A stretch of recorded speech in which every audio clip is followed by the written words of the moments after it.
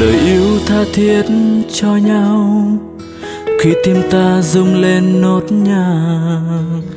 Hạnh phúc hôm qua vẫn còn trên môi, người ơi ở lại với tôi. Hãy yêu nhau, yêu mãi không rời, dù nay đôi ta cách xa. Yêu nhau không thôi người ơi, vượt qua bao gian nan, qua bao vòng ba bao giờ. Hỡi người ơi, có biết tôi luôn yêu người, dù dòng đời có đôi rời thì tình này càng thêm đậm sâu. Mãi vì yêu sánh bước bên nhau suốt đời, quên đi những phút giây lỡ lầm, cùng dìu nhau bước đi về nơi thiên đường tình yêu.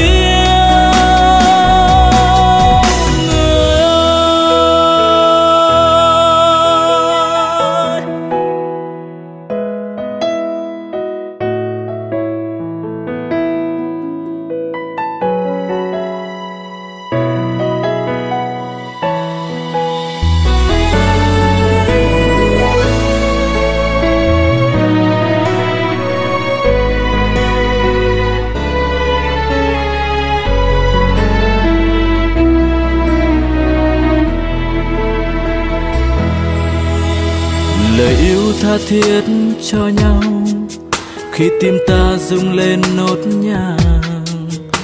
Hạnh phúc hôm qua vẫn còn trên môi, người ơi ở lại với tôi. Hãy yêu nhau, yêu mãi không rời, vì nay đôi ta cách xa. Yêu nhau không thôi người ơi, vượt qua bao gian nan, qua bao phong ba bao giờ.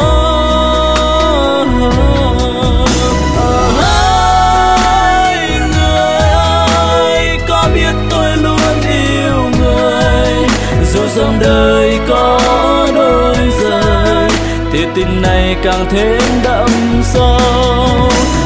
Mãi vì yêu sánh bước bên nhau suốt đời, quên đi những phút giây lỡ lầm, cùng dìu nhau bước vui về nơi thiên đường tình yêu.